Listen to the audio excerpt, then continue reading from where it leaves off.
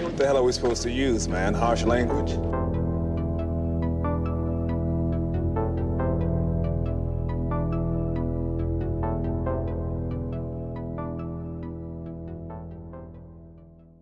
Hello, everybody. Welcome back to the Harsh Language Podcast. Dan, Dusty, and Marvin back again. What up? And we have a special guest today, everyone. That's right. None other than the man, the myth, the legend, Owen, Machine Gunner USMC. Welcome. What up? Shout out. Yeah. Thank you for having me on. Obviously, I'm good friends with you all, and I watch all of the videos. So I was happy when you guys asked to bring me on, and it is a pleasure to be here. Pleasure to have you, sir. Yeah. It's Great that you're our first guest. It's fitting. This is gonna be another banger, extra banger, even with the Dusty's special guests. Oh, yeah. Dusty's wanted to have you on for a while. We thought so. The movie that we're reviewing today is perfect. Just to give the audience at home a little bit of a backstory, Owen and I pretty much grew up together. And I'm curious. Unfortunately. Yeah. But I don't know if anybody realizes this, but Owen is probably responsible for this podcast even existing. Now, let me explain why. Owen and I grew up together. There was a period of time where I got busy with like life stuff and I stopped hanging out with Owen and some of the group that we hung out with. And a couple years went by, but we reconnected over our mutual friend Nick's wedding. I've talked about Nick on the show before. And Owen was like, "Yo, Dan, you're a gamer. Are you familiar with Twitch?" And I was like, "No, not really." And that week, Owen enlightened me on what Twitch was, because Owen was a big time streamer back then. Yeah. Justin TV or was Twitch then? I guess It was Twitch. Right? It was Justin TV. Early days of Twitch. Yeah. Yeah. Right. And I went on your stream when you were live. That's I was right. sitting and Nick was Yeah. on there and everything. And that was my introduction to Twitch. And you were like, "Yo, you should start streaming, blah, blah, blah." And I dabbled and stuff like that. But Dusty here was a longtime member of your stream community. Mhm. So through you, I met Dusty. Mm. And Ben was also a longtime viewer Shout out of to your Ben. stream Yeah. community. Shout out. And through Ben, I met Marvin. That's right. Yeah. And through me, Right. Marvin met Dusty and everybody else. So you're kind of responsible for this podcast existing. Owen's the godfather. Yeah. Yeah, You're you the know- glue that brought us all together. He's Right. the glue. Yeah. And now that you brought that to my attention, and I didn't realize at first, I will be taking a 20% cut. That's fair. That's a fair cut. For protection. Sean always catches Dan off guard. He's scared. Gets Yeah. scared every time he sees him. Every in the background. Just so you're not as scared as I am, Dusty's roommate likes to come out of that dark hallway behind him, and it freaks me out every single time. So yeah. So for those two reasons, it was cool to have you on as our first guest. So welcome. Yeah. Thank you. So Owen is a professional esports man. Yeah. Had moderate success as a player. You can argue. tell Washed him. out. Yeah, no, Some would definitely say. moderate, yeah. Definitely moderate Turned in the early coach. days. Had great success after that. You've gone on to win some tournaments. Best, you guys, fourth at Worlds? Yeah. I mean, we won regional tournaments. We got fourth. Yeah, At, lots of a firsts and Worlds event, seconds. so Yeah. good stuff. Yeah. So Tell us your Currently- accolades.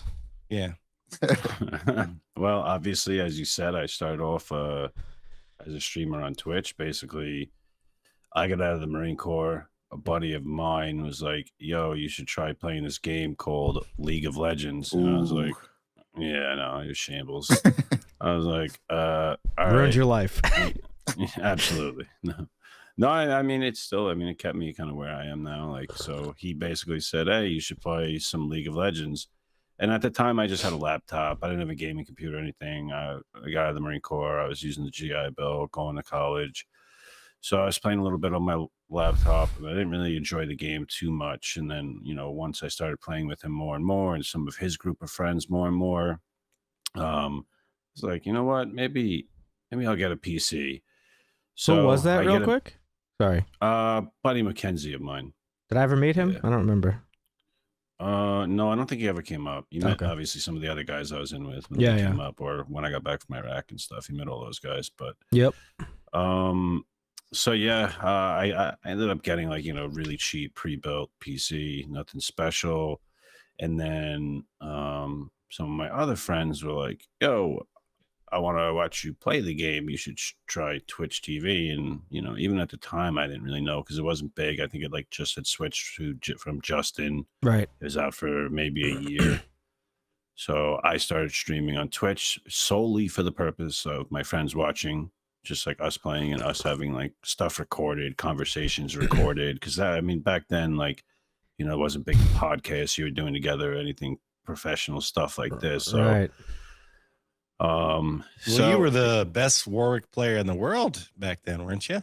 yeah, at one point, yeah. Yeah. So I turned on the stream, my friends watched, and then some other people started showing up, and I was like, oh, this is pretty cool, like I can interact, talk with people around the world, like. And at the time, this is still new to me. I got out of the Marine Corps in 2010, so I had like other veterans coming in, other like just random people from all around the world. It's not a big deal now, but back then, to me, it was like I went from playing Call of Duty on Xbox to and you really only talk to the people you're playing with, or like shit talking the people you're playing against, which Dan knows all about. Yep. True. So, because we used to play COD together a long time ago. Yeah. I was born in the flames of COD lobby chat. Yeah, exactly. Most of us were. It's rough out there. Yeah. So, real quick, I was just reading because I'm not really sure of the Twitch timeline. So apparently Justin TV was launched in 2007, and then it became Twitch in 2011. That's pretty recent. I thought it's been around like way longer than that. Yeah. Yeah. So I basically, that would probably right after that would be around the time like that I started streaming, because I think my Twitch account was made early 2012. And then like, getting a partnership with Twitch back then was like, it was like ridiculous. You needed to average, I think 500 something. It was like 500 something concurrent organic viewers. You needed like time streamed. You needed all sorts of crazy numbers. But yeah. I started with just my friends watching. Some other random people would come in, and then like all of a sudden some other people would come in, and then like I started networking. And that was like the big thing for me, was when I was playing against people that were also streamers early on. Yeah, it's big. I was networking them, and then I inevitably joined a stream team and networked with more streamers. So that really helped my stream like grow at the time. And I was averaging like over 1,000 viewers, and you're great. friends with some big streamers. Yeah, no, I definitely am, and that's like, that was just being there early on, Yeah, I have this thought all the time, and it haunts me. Is it though? Weren't you were roommates with Trick, right? That was before both of you were really big, so you were in it before. Trick was big at the time. Was he? Yeah. Okay. Yeah. When I lived on the boat, and he lived on the boat next to me, he was big at the time. I think at the time he was averaging over 10,000 something viewers, wow. So damn. Yeah. I think of guys like Summit, right? Because Summit was like, I guess, considered one of like the first like streamers to like become successful at it, like in a like as a job.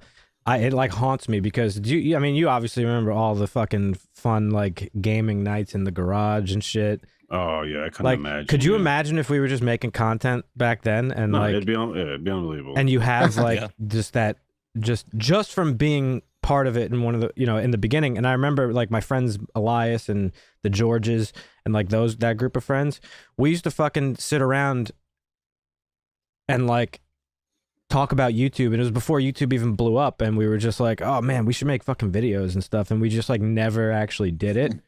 Yeah. But all these like all the big like 1%er streamers and YouTubers, like they are all big because they were there from the ground up. Like if you look at PewDiePie, been in it for like a decade, and he got huge just because he was making content and moving from country to country, so he was just absorbing viewership from like every demographic. So and he just recently got passed by Mr. Beast, I think. I think so, and yeah. Mr. Beast has been doing it for a decade or longer. So the thing with Mr. Beast, but though, I'm actually kind of glad that I grew up in the analog generation, and a lot of the stuff that I did when I was younger wasn't recorded. So yeah, that's fair.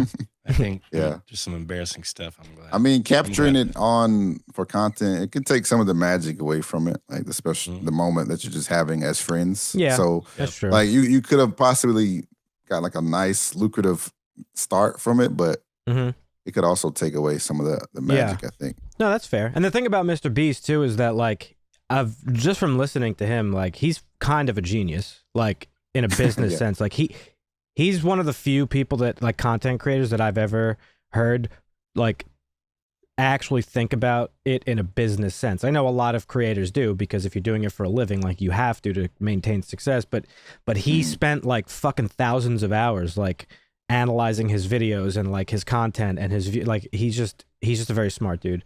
I heard him on Joe Rogan once, and he's also just he seems like a nice dude. Like he lives in like a normal dude and donates so much. You know, we all know about what he does, but so yeah. So Owen is one of the godfathers, not only of the podcast, but of the internet in general. So thank you for inventing the internet. If you're curious, you can check him out at twitch.tv/machinegunnerusmc. Yeah, that's right. He's pretending to be Kaisuka right now, raiding Tarkov. That is true, yeah. All right. So how was everybody's weekend? What's going on with you guys? Oh, man. I got a question for you, Marvin. You posted in our Discord some fucking thing you were doing. I didn't even understand what it was, so I just waited to today to ask. But yeah, it's like a psychedelic supermarket. Like what's going on there? Pretty much. So it's like an art exhibit. It's called the compound is called Area 15 here in Vegas. Okay. And there's a bunch of different really cool art exhibits that they have. The one we went to was called Omega Mart. So it's a bunch of these wacky ass like grocery store products that don't actually exist, of course. So it's like an art installation, basically. Yeah, I'll read some of them off that I took some pictures of. Do you shop, though? No. You can buy some of the products. And can you actually? That's pretty funny. Yeah. They have Symbiotic Shrimp Sports Beverage. Oh. They have vegan goat puss lemonade. Goat pussy lemonade? Fuck. They had leprechaun kidneys, which are just wasabi peas. Okay. So they were real products. A bunch of crazy stuff like that. Yeah. Rebranded, I guess. Yeah. Okay. Like they call the like trail mix, they call it nutrient rich pellets for Homo sapiens. So shit like that. That's kind of funny. They had this freedom glaze barbecue sauce. Smoky mesquite vigilance is the flavor. Freedom fries. So they had a bunch of funny shit like that. And then in the back, it was like this crazy art exhibit. There's like a whole lore to this shop. It's like it's controlled by this Dram Corporation. There's this girl that went missing. Her last name is Dram. It's like a whole lore thing. Her room was in the back of some video game shit. It was deep, dude. It was deep. And do you just walk around?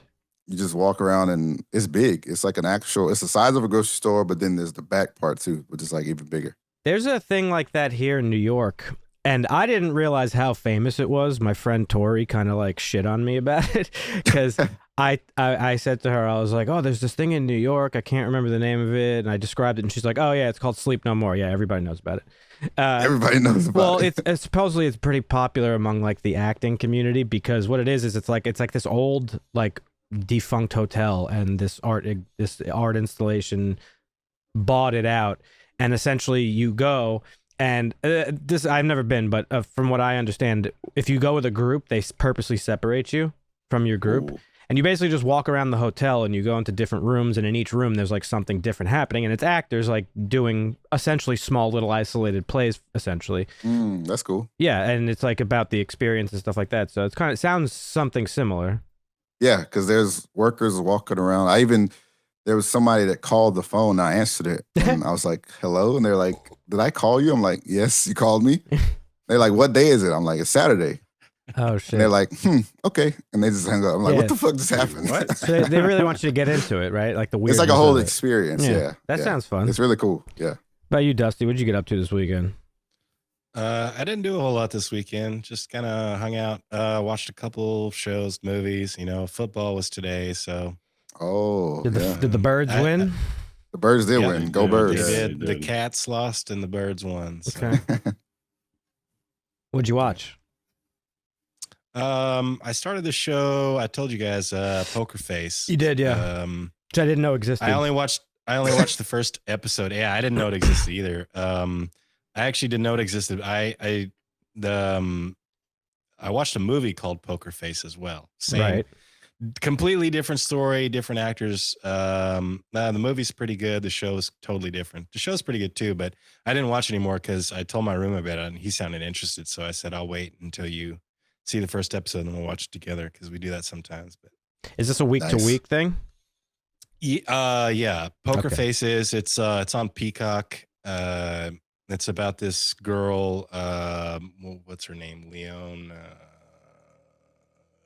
You don't have to get into it. I just wanted to know because that's something I'll have to let build. Basically, if you're having a conversation with her, Natasha Leon, if you're having a conversation with her, she can 100% tell with certainty whether or not you're bullshitting her. So she's Daredevil. So she used that ability. Yeah, she used that ability. Just lie to me. To gamble. Oh, and that's fire. Okay. She actually got caught, and so now she's an alcohol waitress, cocktail waitress. Caught? Like, why is that illegal?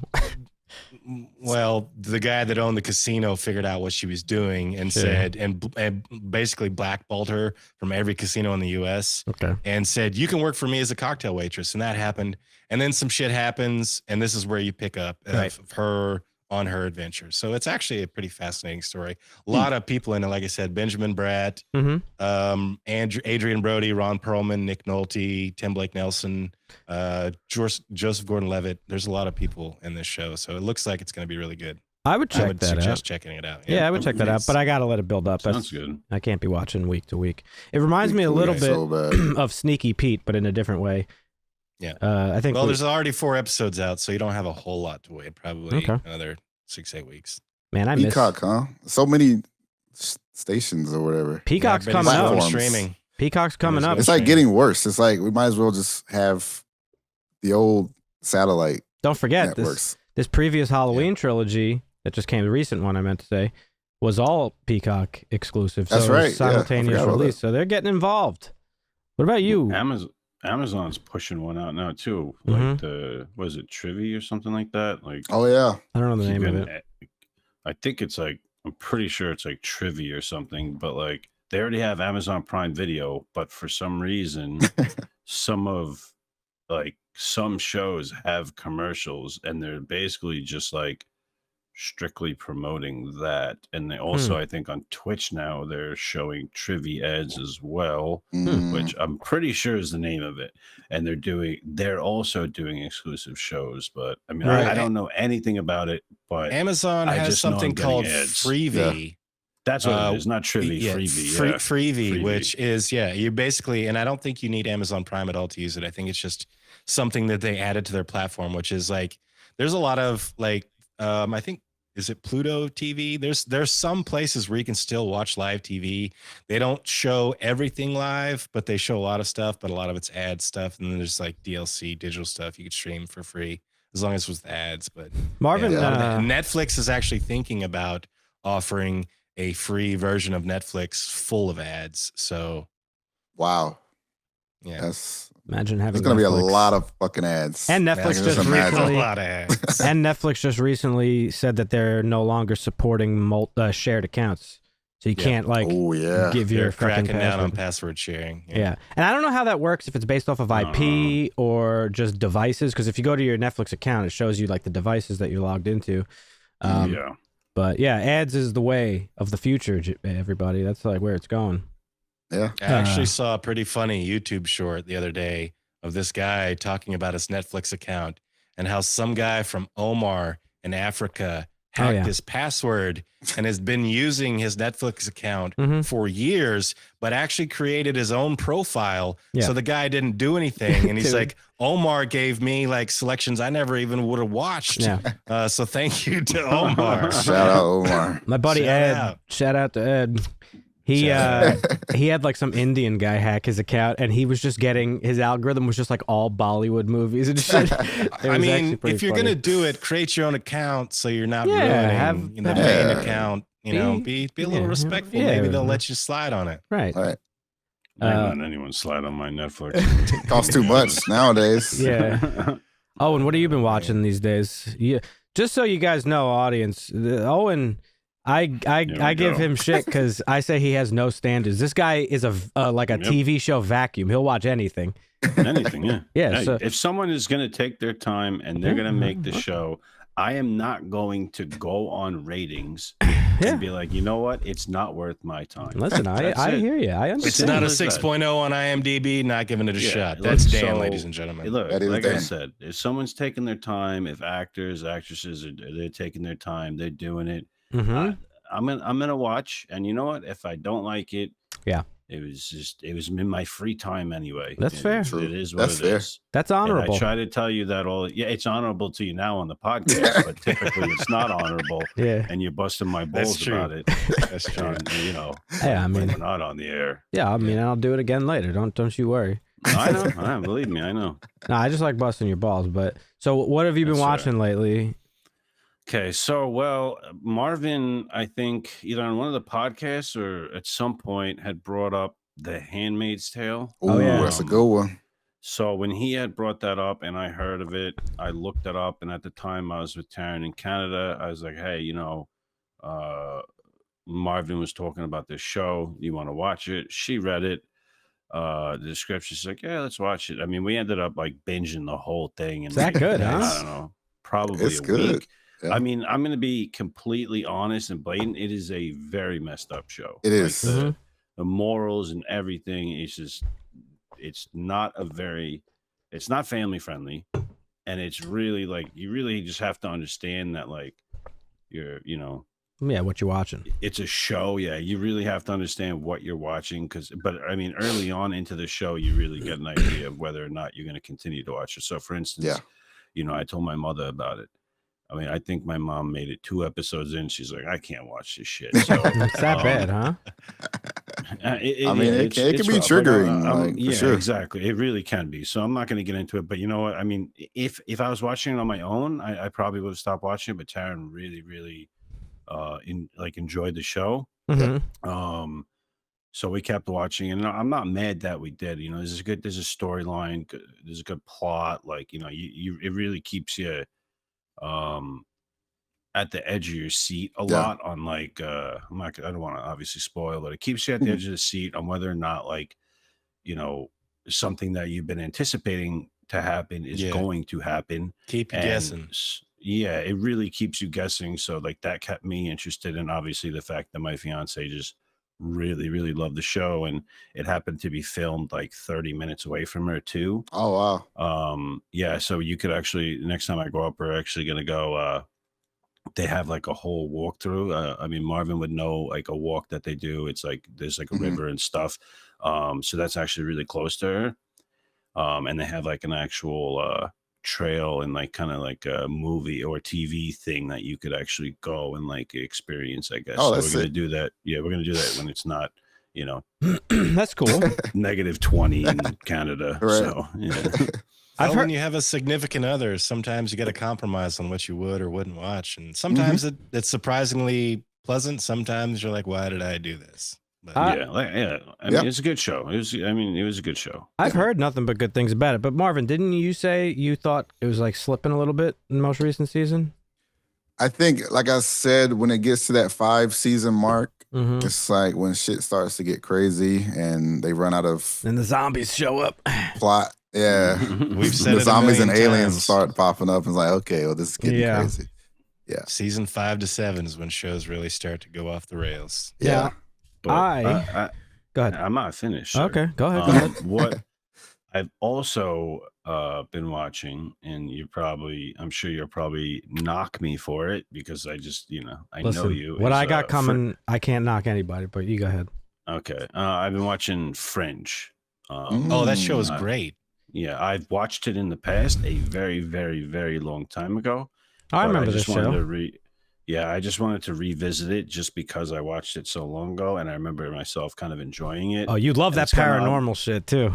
Well, That was, it's up my alley, like X-Files kind of. That was they actually Fox. That was Fox, right? Or was it FX? I forgot. I think it was Fox. That was like one of the first times they're like, we're starting this show and it's airing ad free, and you're like, oh my gosh, I get to see this show. And for like the first 2 or 3 episodes, there was almost no ads, and then by the time the show was over, it was to the same routine that they do: is let's air 15 minutes and then run 5 minutes of commercials Real quick. every episode. You So they got cut shorter. you mentioned that you watched it because it's in actually in line or in your vision, in line with one the of your X-Files. favorite shows. Yeah, I ironically. specifically didn't watch the show when it came out because it's not the X-Files, and I remember Of it course, specifically yeah, of because course. my aunt was big into Fringe, and she was like, "Oh, you should watch this show. You'd like it." I was like, "It's trying to be the fucking X-Files, and I won't watch it." It's not Maybe though. give it a shot. Yeah, I mean, The it's X-Files has a unifying like that alien theme, but the X-Files also has a lot more. This is more specific. It's a specific theme. Like X-Files can jump around and do Well- that. Fringe doesn't really. Every X-Files It kinda does, fan, but not really. every X-Files fan, I think, would agree that that show is great when it's not really focused on the mythology. There's 2 types of episodes in the X-Files. It's the mythology episodes, which is like the main overall plot of like the alien takeover and the government cooperation with them and all that, and the smoking man and all that stuff. But then there's the Monster of the Week episodes, which are Freak of the Week. everybody's favorite episodes, when it's just them on some random one-off investigation of some weird shit. Those are always the best. And in fact, I don't know if they still are available. I think the box sets for the X-Files have gotten like rarer over the years, but I had like the full season box set, and then I also had a separate box set which was just the mythology, and then another one that was just the Monster of the Week episodes. So they like broke it all down for you, so that's cool. So you restarted Fringe, huh? Yeah, Reset Okay. Fringe. What Watched else? it a long time ago. I wanted to get back into it. It's actually a fishing show Okay. that no one will be super. Hey, you super never into. know. It's basically, true. I mean, it's basically this guy. He was actually an actor. I got to get the name now. It's gonna drive me crazy. He's an actor. Mm-hmm. Who has basically apparently caught the most fish, like species of fish, like in the world. Oh, damn. shit. Yeah, so he goes around to different countries all over and basically challenges the best fishermen around or in that country. Okay. And different challenges, like who can catch the biggest fish, who can catch the most species. And That actually sounds so interesting. it's a great show. What's, I mean, what's obviously, it called? Let me get it right now. I think All his right. name. Gosh, I have his name like at the tip of my tongue, but Sounds better than the mean- ghost hunting shit you usually watch. or Bigfoot. Yeah, Watching. or Bigfoot. I mean, I Yep, watch everything. I told you that. Yeah. Literally. I haven't watched any fishing shows, but I did remember this scandal that I saw recently. A scandal? I just A remember fishing it scandal? because Oh, I just yeah. remember Big because scandal. it was the funniest meme I've ever seen. It was just like a short clip of this guy. It comes on, he's like, "We got weights and fish." And the guy is like going off on this guy. Apparently, this guy was cheating and putting weights in the fish, literally Oh, putting Yeah, weights in the fish. Some guy that had won like 12 or 13 plus championships. They like caught him. Yeah. They cut the fish open and found it. Like he would Literal catch the fucking fish, and then he was solid- stuffing lead weights Yeah. down And the other fish's fish, throat, like- so that they would weigh more, so that Yeah. the bulk weight would be more. Yeah, that was a Somebody, big deal. I think you, Owen, mentioned it as a joke when we were playing Tarkov, and I didn't really catch the joke, but somebody said, "Are you putting weights in them?" And I don't remember. Yes, they Shit were. was so Yes, funny. they were. So I They guess were that's the reference, referencing yeah. exactly what Marvin was talking about. Yeah. Basically, they're putting weights in the fish, which is extremely. Oh, yeah, of illegal course. because these are big money tournaments. You know. Yeah. That's like taping your and- knuckles in a boxing match. Yeah, exactly. I mean, and then Yeah. they were putting other fish fillets, and a lot of people lost a lot of money, and these Yeah. guys made a lot of money. they so were it's And actually something stuffing sponsorships fish and shit. fillets in the fish. It was Yeah, bad. I They had forgot about that. sponsorships and all Yeah. that. Like, it was terrible. That's crazy. Yeah. So, are you done yet, Owen? No, I'm actually still trying to find the show because I watched All right, it when I was you in search for Canada. that. I'm gonna Yeah, get in yeah, trouble go ahead. here. My foot's down my throat up to my knee. Now you guys know that I am an avid non-CW watcher. I fucking hate the CW shows. I will not Yeah. touch the CW shows. Oh God. There's some good ones out there, though. Listen, You're wrong on a couple of them. all that is changing because on a whim, I don't know what. So I don't know what happened. I was in like a deep dark. I was in like I sent you guys the theme to Superman the other day Yeah.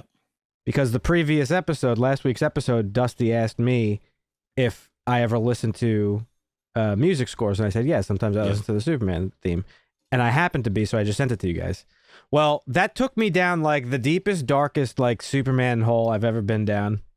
You started Smallville. No, fuck that show. That show's terrible. But I started watching clips. Smallville sucks. Everybody that likes that show also sucks. So I ended up somehow watching clips of this current Superman show, Superman and Lois.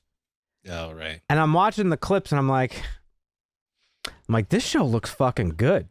Oh my God. Specifically the Superman stuff of him like being Superman. Now the special effects are like, it's like janky network special effects, but they look pretty good for network stuff. And I hit up my buddy Ed.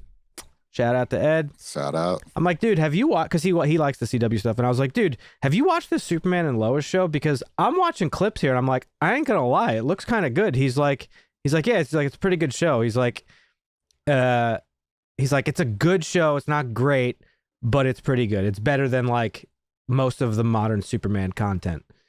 So I was like, all right. I watched the first couple episodes. I gotta say, this is probably the best representation, the best film representation of Superman since Christopher Reeves in 1978 or 74 or whatever it was.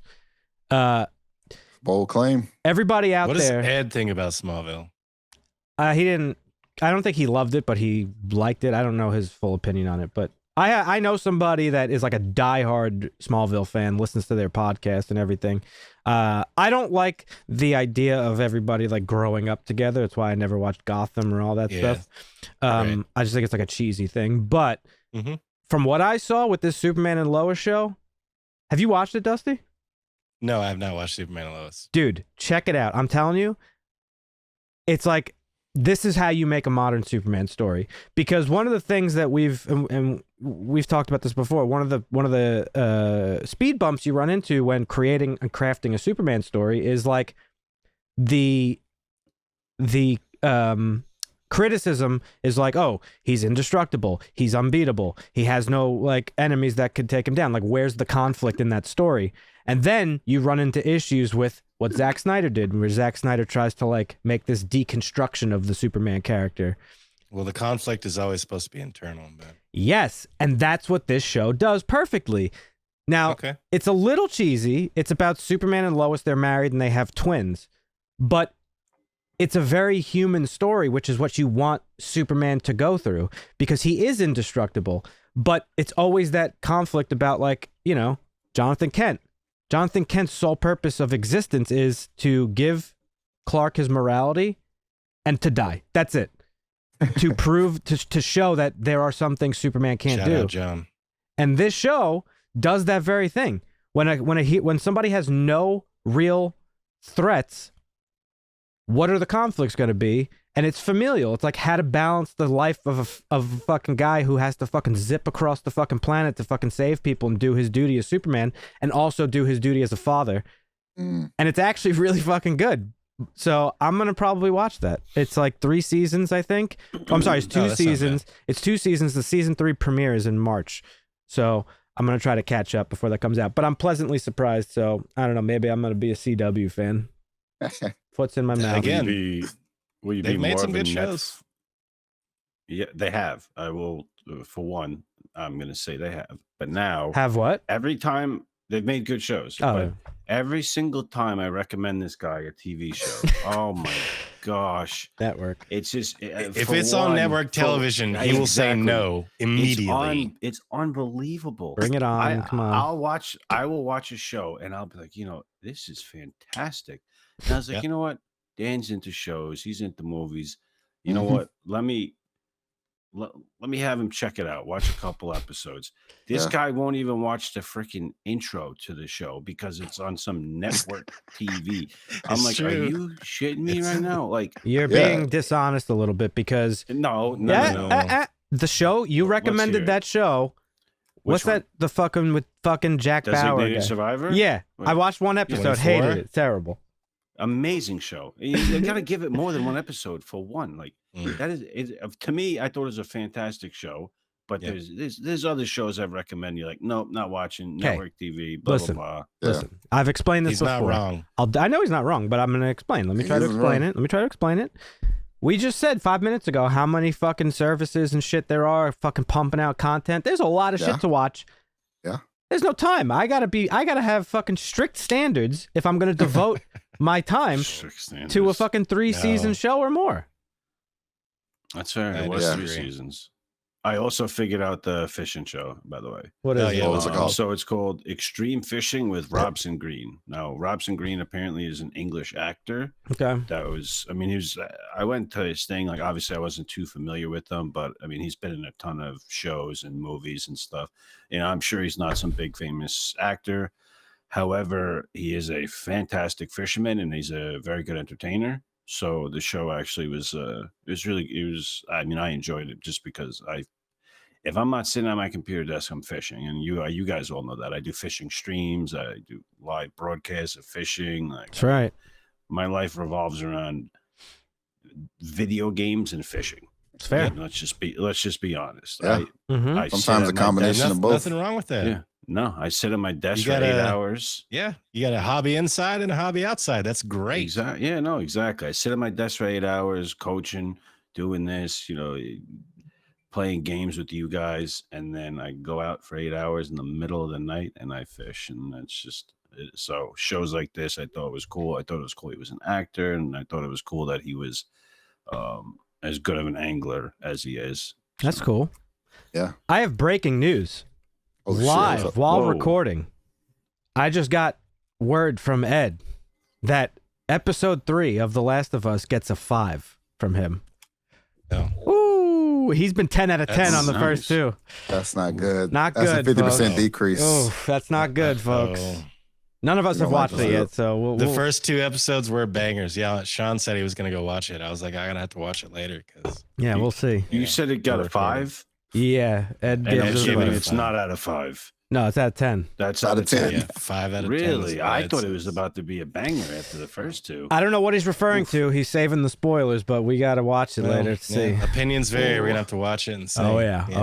That is right. All right. So, speaking of news, Dusty is an old newsman. He used to work in video game journalism, and now he spends his days PlayStation Insider muckraking for the Harsh Language podcast. What kind of news you got for us today, Dusty? Okay, let's see. We'll start with Disney today because we usually start with WB. Yeah. Oh, this is a fun one. The anti-woke crowd may have issue with Disney's new Percy Jackson. Now, did you guys watch the old Percy Jackson movies? I did not. No. Oh, okay. I don't think so, no. Well, Disney's making a new Percy Jackson series, and it's coming to Disney Plus. Lance Reddick has been cast as Zeus. Now, you may not know who Lance Reddick is, but he's the hotel guy in John Wick. He's in Fringe, too. He's one of the main guys in Fringe. Yeah, and he's also in Fringe. That's absolutely right. I love him. Yes, so good. He is going to be Zeus in the new Percy Jackson series. That's too woke. Maybe some people will have some problem with that. Maybe they won't. I don't know. Listen, Toby Stevens is going to be Poseidon. I can't believe this. I'm stoked. I think he's a great actor. Listen. Bro, oh my God. That's exciting. Yeah, it is exciting. Has anyone seen Bosch in here? Yeah. Yes. Yep. Bosch is. Have you watched the actually, new one? Cody, Bosch? you've watched Bosch. Yeah. I've yes. Where he's the. Yeah, he was great in Oz too. And actually, I forgot he was in Oz. Yeah. He's fantastic. I don't care what he's a great actor. Listen, you guys all know mythological gods were not black, okay? This is unacceptable. Real quick, I need to go off on a tangent because I forgot to mention this earlier. I'm about to come in real hot. Speaking of wokeness. Oh, boy. Hot takes. For everybody who's listening that doesn't, yet subscribed to our YouTube channel, go ahead and do that because we put out content that is sometimes different from what appears on these full episodes here. And one of those videos was a recent video we did discussing some of the top nominations for this year's Oscars. And somebody didn't take too kindly to the fact that my choice for Best Supporting Actress was Jamie Lee Curtis. Now, the start of the conversation in the video was me saying how award shows are bullshit popularity contests. Mm-hmm.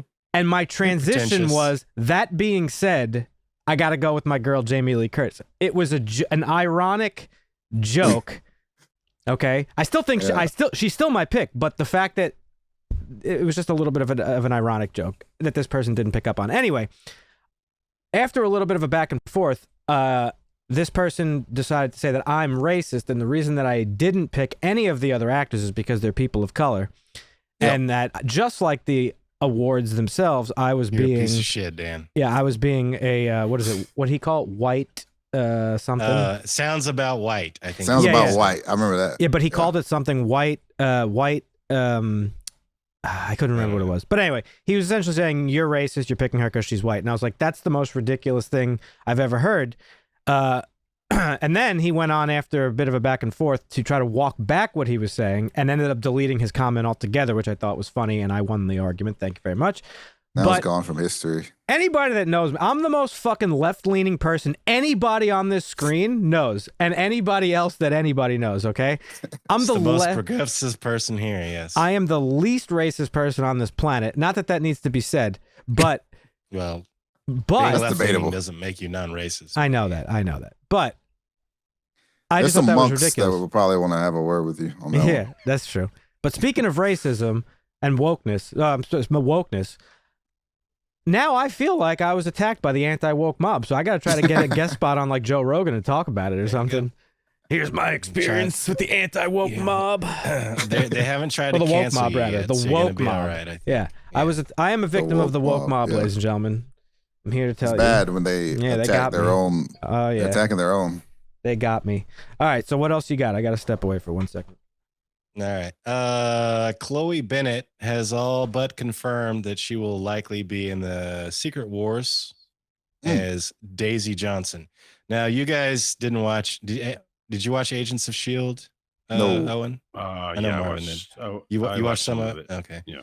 Well, she played Quake. She was able to, make earthquakes happen. She was manipulate things with her hands. But she debuted in Secret Wars #2. But in November, she did an Instagram post. She did like a Spider-Man-esque pose with a little daisy sticking out of her shoe. It was pretty cryptic, but people thought maybe she's going to be in Secret Wars or maybe she's coming to the MCU. And then more recently, alleged insider Charlie Murphy threw some shade at her. He said the best acting on soap opera isn't really a major accomplishment, and I can't imagine Bennett sharing the screen with talent like Florence Pugh, Haley Steinfeld, or Samuel L. Jackson. Who is this? This was alleged insider Charlie Murphy about Chloe Bennett. That sounds Chloe fucking Bennett, stupid. She played Quake in Agents of S.H.I.E.L.D. No, that part I got. But the comment that he said is, I can't see her sharing the screen with Samuel L. Jackson. Samuel L. Jackson was in Agents of S.H.I.E.L.D., so she shared the screen with him. So this guy's an idiot in the first place. Yeah, tell me you don't know what you're talking about without telling me. Yeah, Chloe actually clapped back and said, "Hey, man, you seem like a mean loser, ?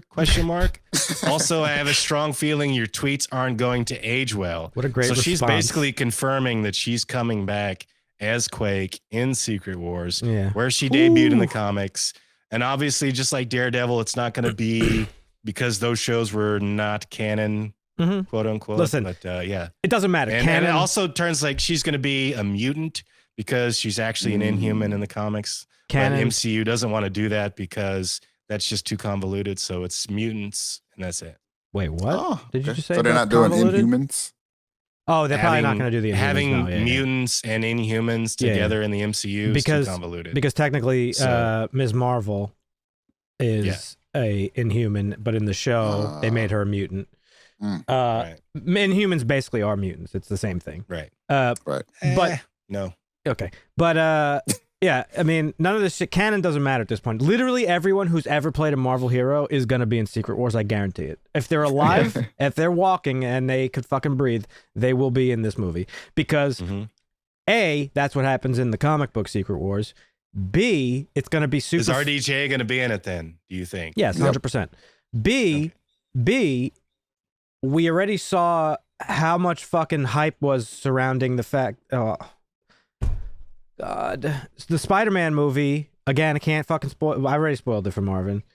Yeah. I didn't spoil it. Did I spoil it for you? I don't remember. Yeah, you did. Okay, Multiple times. there was so much hype around that return that this is going to be even bigger. And how are they going to top Endgame? This is the way to do it. Everybody's coming back. Bring me back. Yeah. Bring me Blade. Bring me fucking everybody. Everybody's coming. Except speaking both of Blade, blades.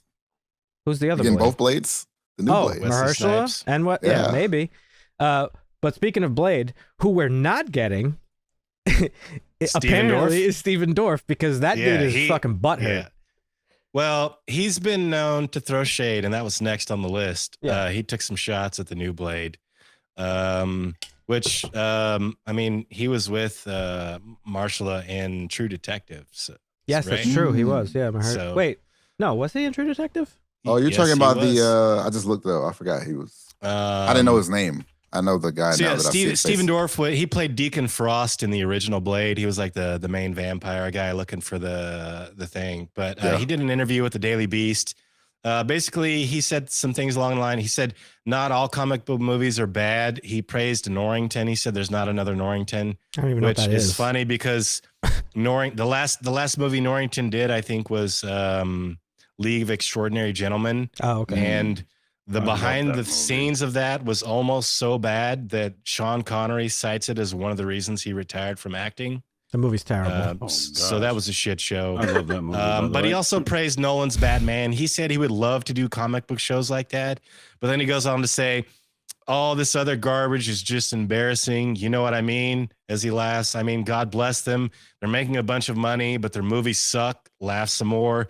And nobody's going to remember them. So Yeah, okay. I don't know. I mean, he said he'll do movies, but he's I don't know. He's just Steven Dorff being Steven Dorff. I'll be in a comic book movie as long as it's directed by like one of the most prolific filmmakers in modern history. Okay. Or one of my friends. Yeah. That's basically. What a jerk off thing to say. Yeah. I mean, I like some of his stuff on scene. As far as him as off scene, I don't really know him, don't care to. So Oh, and you don't read, do you? That's pretentious actors. like as Sorry, that was a hilarious books. question. Yeah. Do you know how to read? No, I mean, like, No, do you know how to read? no. Do you like to read? Do you like to read? I used to. I listen to more audio books. Well- Ooh, that was I'm fire. driving. I'm fishing. Fair. I was gonna when say, go to if sleep, you I liked listen to it. the movie League of Extraordinary Gentlemen, you should check out the graphic novel League of Extraordinary Gentlemen, because it's very, very Okay, good. yeah. Mm-hmm. And not only is it very, very good, it was written by one of the greatest comic book writers of all time. So you should check it All out. right, I'll check it out for you. I'm pretty sure you know my genre of. I mean, if you like the movie, you'd like the post-apocalyptic comic book. But It was written Yeah. by I Alan did- Moore. It's not bad. I like the movie. Yeah. Okay, fair enough. I'll check it out for you. Thank Unlike you. the things that I recommend, to you. Yeah, fair.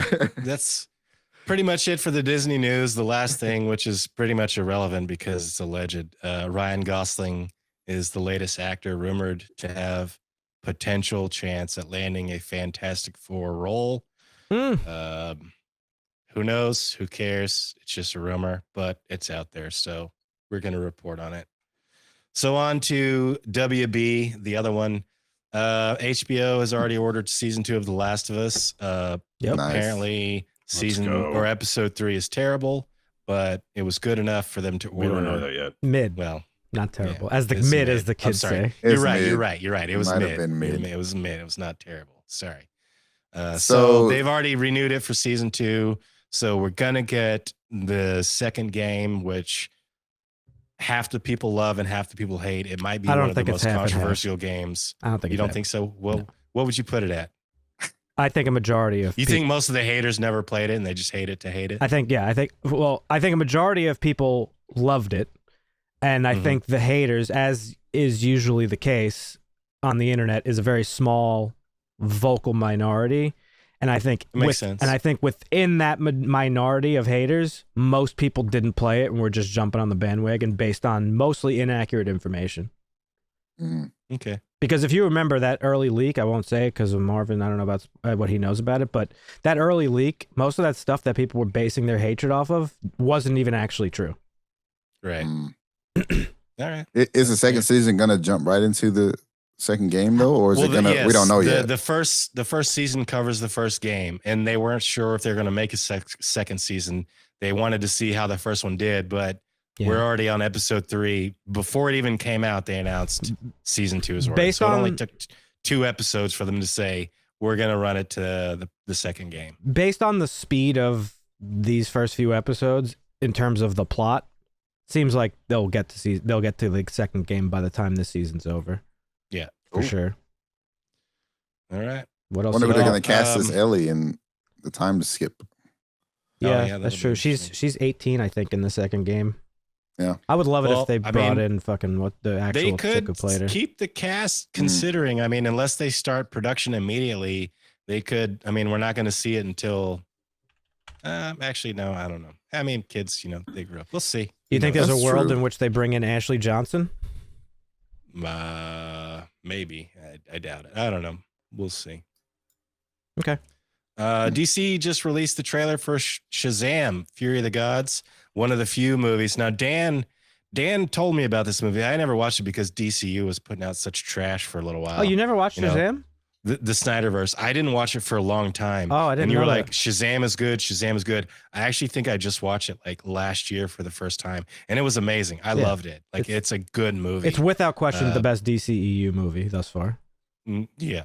So, did you watch the trailer for Fury of the Gods? It just came out. I did. It's out there. So looks good. The gang's all back together.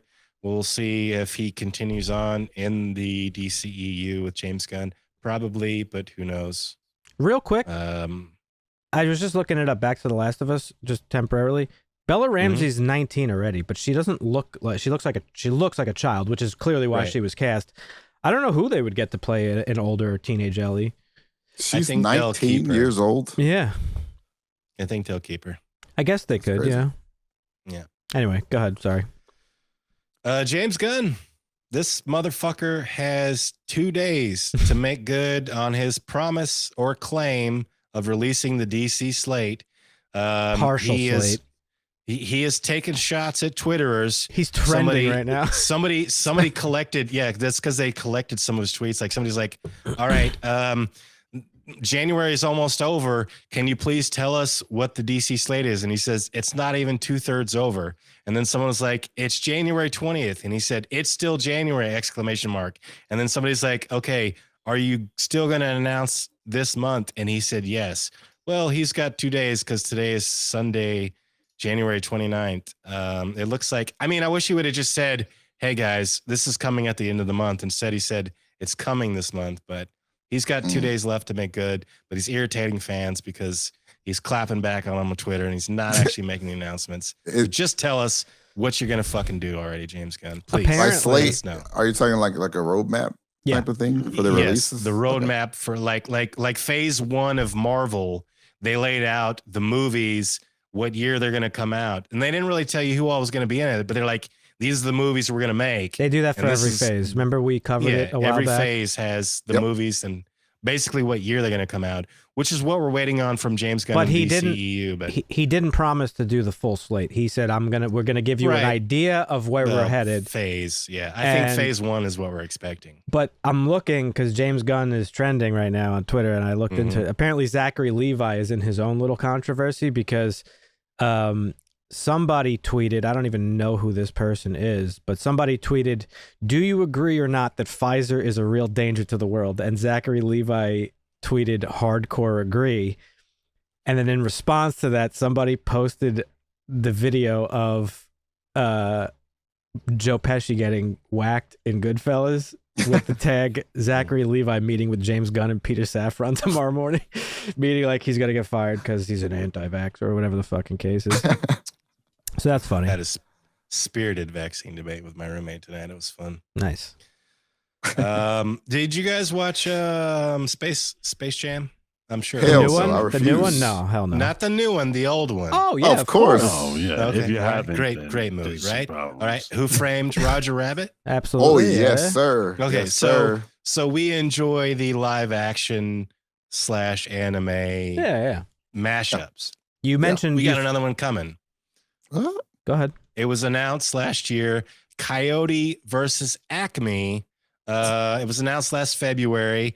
Wrap production the following May. Will Forte just did an interview with Collider and shared some details. So Wile E. Coyote is suing the Acme Corporation because of all the different contraptions that have exploded in his face, failed, caused other damage. Will Forte is going to be playing his lawyer, defending him in court. John Cena will be the lawyer for Acme Company. What? That sounds funny as fuck, And actually. So we're going to get a mashup live action anime here. And it sounds amazing because it's Will Forte and John Cena. Hey, in a Awesome. similar vein to these like real life movies with like animations or whatever, Animation. Yeah. there's a really fucking funny movie that doesn't get enough respect. It has a 5.4 on IMDb. It's called The Happy Time Murders. It's with Yes. Melissa McCarthy, It's hilarious. and it was created by Jim Henson's son, Brian. It's a puppet. Brian Puppet Henson, show, yeah. and it's a movie about puppets that like It's live. Puppets live action, but yeah. They live in real world with human beings, and there's like this murder It's fucking hilarious, and I don't know why it doesn't get enough love. Anyway, you reminded It's me. definitely good. Worth a check out. Yeah. The Coyote versus Acme is actually based on a fake news story that writer and humorist Ian Fraser published in the New Yorker back in 1990. So he posted a fake news story that Coyote was suing Acme back in the New Yorker back then. But anywho, Dave Green is directing it. It had an original release date of July 21st, but I think they put Barbie on that date, so it's probably going to get bumped. Whether it's forward or back, don't know, but it is coming to theaters. But Coyote versus Acme, looking forward to it. Keep it on the calendar. That's gonna be cool. That's cool. Yeah. And that's the end of WB. We're on to all the other stuff. And speaking of John Wick, as we were talking about Radek up there, John Wick director Chad Stahelski teased an update and excitement for the Ghost of Tsushima movie. He said he's looking forward to that project next the most. He says we have a great script, we have a really good creative team behind it. It's just about getting all the business and things locked in. I don't know if you guys played the game. I did not play the game. I saw it played. I saw it played too. Yeah, I played it and never finished it because it was boring as fuck. Go ahead. It was Yeah, supposed so to be you're- really good though. Nah, it was But- boring. Well, I don't take your. No, it wasn't a bad game. It wasn't a bad game. The reason I didn't like it was because it was it wanted to be like this fucking open world like RPG similar to like The Witcher, but it didn't go the full mile to do that. It was like a half version of that. So I got pretty bored of it pretty quickly. It's very linear. It's like not very open world. I don't know. It was weird. Didn't like it. Well, what Interesting. happened was Dan got stuck on a boss who's Come probably on. getting his ass No. kicked Yeah. a bunch of times. He's Yep. like, "Oh man, this Uninstall. game is Yeah, that BS sounds game. that sounds a lot like Uninstall me. it." That sounds a lot It's like not me. accessible enough Um, for him. Yeah. Yeah. Yeah. Yeah. It's Oh, fair. yeah, we all know. We all know you. That's Yeah. me. Speaking of video games, Phoebe Waller-Bridge is going to write and executive produce a Tomb Raider TV series for Ooh. Amazon. Oh, I heard about that. Yeah. Plans also include a movie, which she is also attached to, and a new video game that all tie into the series that she is going to write and executive produce.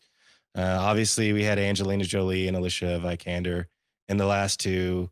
MGM lost the rights. Amazon bought MGM and then reacquired the rights. But the only rights they acquired, they got the rights to everything but animation, because Netflix is also coming out. They ordered a 2-season thing for a Tomb Raider animation series. So we're going to get a lot of Tomb Raider Who's in the developing it? future. We're getting What's her name? You said? Phoebe Waller-Bridge. Yeah. So we're gonna get a TV series from Amazon, a movie from Amazon, and a game from Amazon, and then we're gonna get the animation from Netflix, which is totally unrelated. But if you're a Tomb Raider fan, I have not played the most recent games. I do own them on Steam, I believe, but I just never installed them and played them. I've seen them play. I think I watched you play them, Dan. The Tomb Raider Did you games? play it? Yes. Yeah, they're actually really good. The new ones. I like them a lot. You said Amazon is making this Tomb Raider game? Yes. So it's going to be just like what, New World? Good luck. Oh boy. That's dead on arrival. Amazon Studios, have they put out a good game? Have they? I mean, have they really? They tried. Yeah, it was. They tried a couple, but they were hit or miss pretty much. New World was a big miss. Just saying. I mean, it's a lot better now, but it's just a little bit potential. too Yeah, that's the problem with games. They push them out too early, and once they get around to fixing them, listen, you're about to strike. I mean, that was like nerve. No Man's Sky. No Man's Sky was supposed to be the greatest game that we'd seen in a long time. Apparently now it is. Now it I've been is, playing but it a nobody little bit. cares because it was a little too Yeah, late. you're about to strike a nerve with Owen. This guy's been real depressed about fucking the day before. I mean, you have no idea. It's I'm upset too. Man. Don't. Is he bringing up day before? Yeah. No, I just said you're about to strike a nerve. No, believe me, it is. When I heard about that game, it was made for me, and now it's just it's just a pipe dream. Hate to see it. Yeah. I'm gonna butcher this name. Shinichiro Watanabe. Mm-hmm. Sounds about right. Yep. The director of the original Cowboy Bebop. Says he couldn't watch anything past the first couple of minutes of the first scene that they sent him. Now he was credited as an associated producer and a consultant. But apparently they just sent him a scene and said, "What do you think about this?" He watched a couple minutes and couldn't watch anymore. So like all the hate. I don't know if you guys watched Cowboy Bebop. I've seen it. No, I heard mixed reviews of the. You're talking about the Netflix show, right? Yes, the live action Cowboy Bebop. I made myself watch like 8 or 9 episodes. I never watched the last episode, and I don't know that I ever will because I didn't care about the characters or anything that was happening. But I can't believe I made myself watch it that long. Like he gave up after 3 minutes. I gave up after 8 or 9 episodes. So shout out to him for having the balls to say this is trash. We should have like a harsh language. It didn't get renewed, so we should have. It was really bad. We should have a harsh language contest between Dusty and Owen to see who could maintain watching the worst shit for the longest period of time.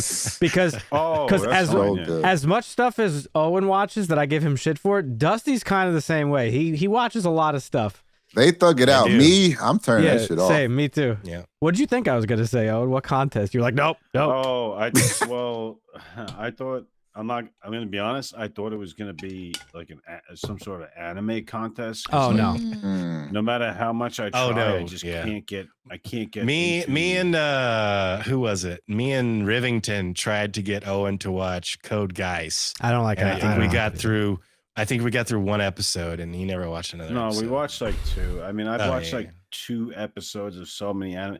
It's the only it is the only thing that I won't stick out. Like, I mean, I don't like anime either. Just either. throw the worst show in front of me, and I'll watch the whole season. Yeah, but like, you're watching the wrong shit. You're watching the wrong shit. That's all it is. That's what everyone tells Code me Geass about is anime. good anime. They also it's a bit old though. It's a bit old. Though. That's the only thing. That's the only thing. Marvin, I tried them all. Do we consider? Try them all. Good. You want me to go? Yeah, go ahead. Pokemon. When I was in Dubai, my team was trying to get me to watch some. I think it's called like Chainsaw Man, and I'm like, it's like this dude and his dog who has a chainsaw as his nose, and like the concept I think is always good because it was basically like whatever. I think it was something like whatever you fear the most is like what can like kill you or have like these chain. I don't even know what the hell the concept was, but it's just nothing but like chainsawing and blood everywhere. And I'm just like, I don't even know what the hell was going on. Like, it's just like I just can't do it. It doesn't matter what anime it is. Do we consider the Last Airbender anime? Nah, it's a different art style. It's different. Technically, It's because of its origins, one could try to argue that it is, but is it? Because that's one of the greatest shows ever of all time. It's different Well, storytelling. It's different art method. I wouldn't consider it. You're talking as, about the Netflix series or What? No, there is no Netflix series. Just The Last Airbender, the one that. oh, the Avatar? live action. No, I did not there's- watch the what do you- live action. There's an Avatar. animated one on Yeah, Netflix. there's an I anime think. on Netflix. What are you talking? Yeah, Maybe there's Netflix an animated picked- one on Netflix. Is there? All right, Dan. Yeah, Is it The Last Airbender, though? There's a lot of Yeah. Avatar stuff out there, and there is a series. I But thought you're you were not- talking no, about there's a only- specific Hang on. Avatar. You're not listening. The Last Airbender is the original series. Is that on Netflix or no? It's called think so. Avatar: The Last Airbender. That's what it is. That's what it is.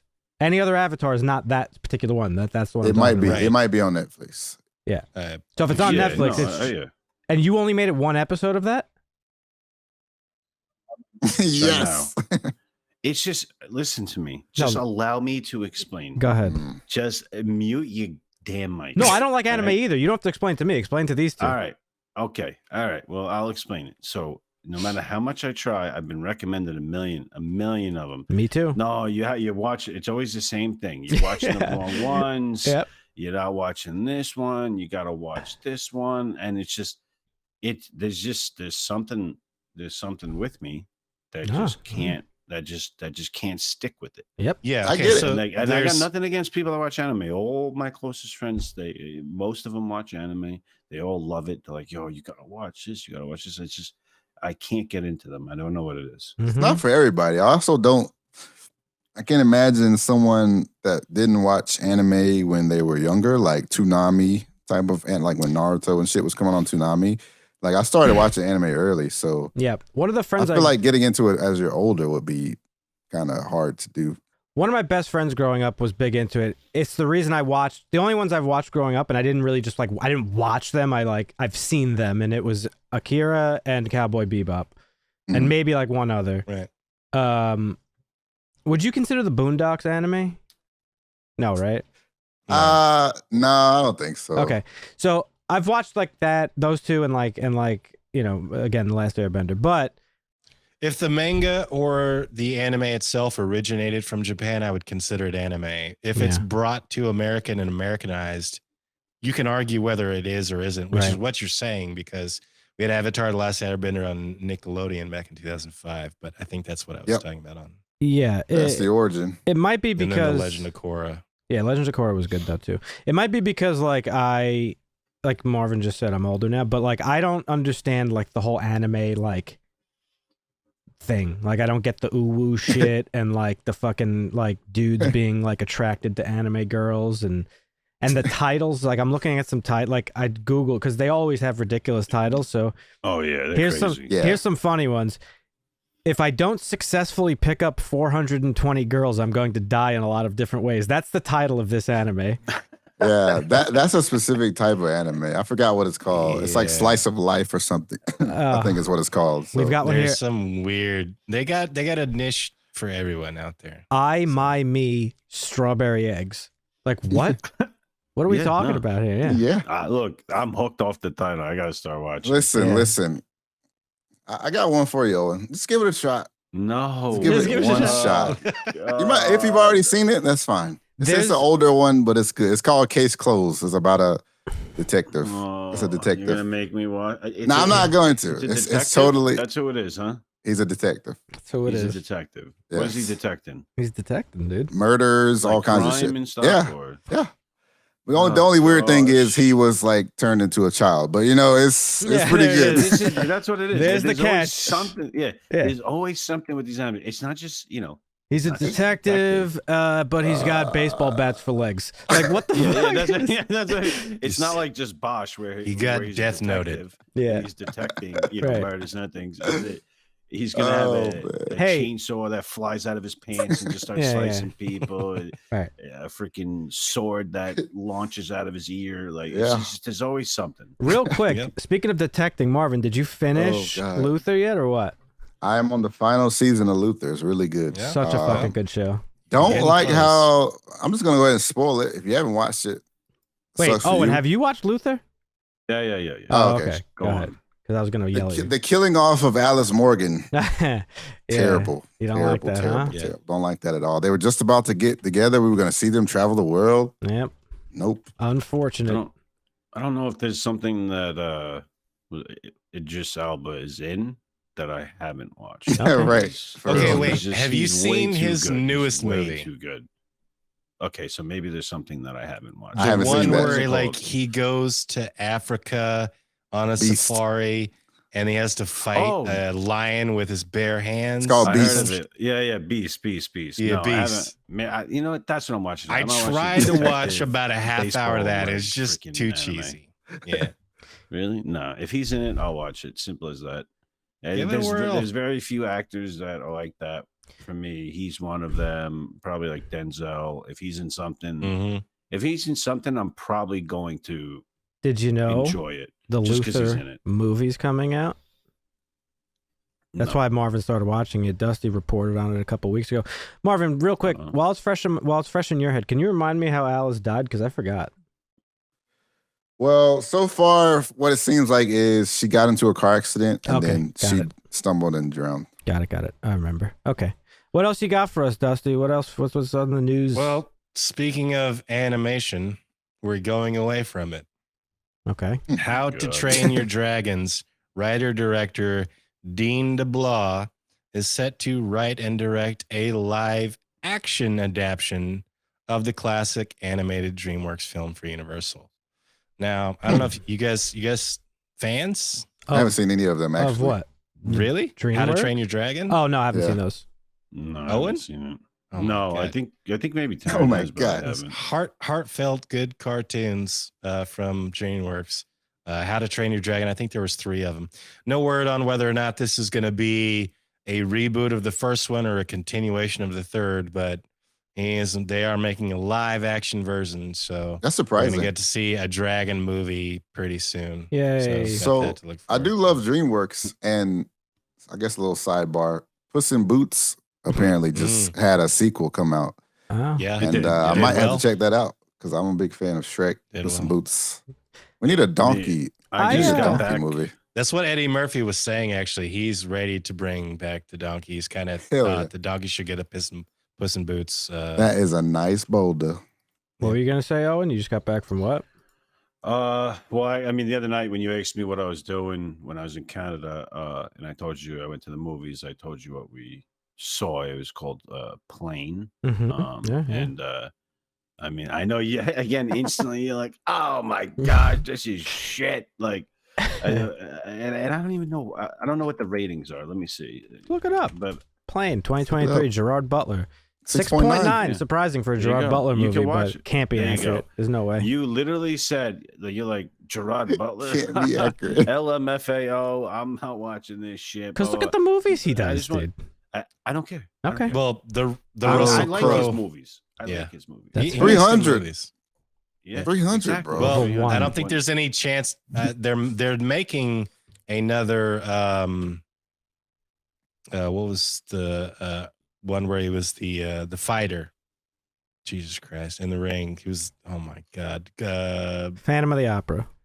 No.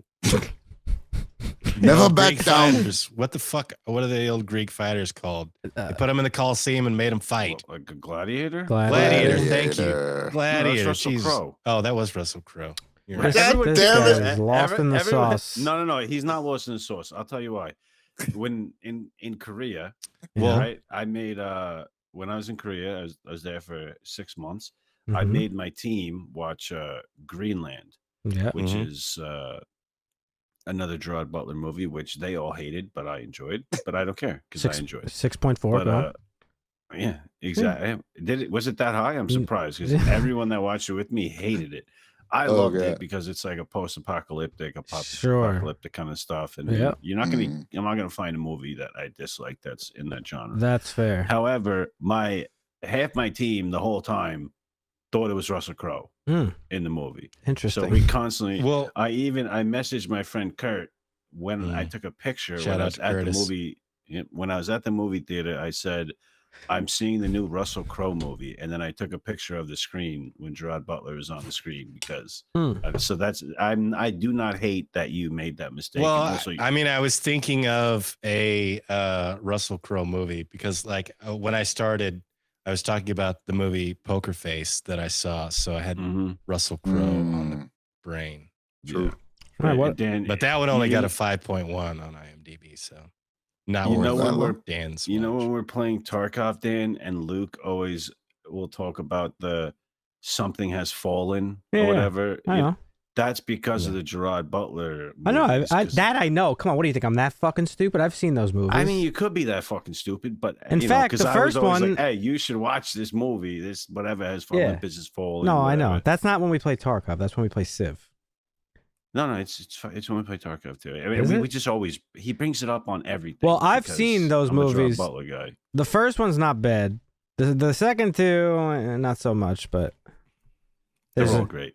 Yeah. You can go on though. Sure. Sorry about that. What else you They're got in fun, the news? But that's it for the news. Oh, that's it for the news? All right. Yeah, unless you got any news for us, Owen. Yeah, you got any news for us, Owen? Entertainment related.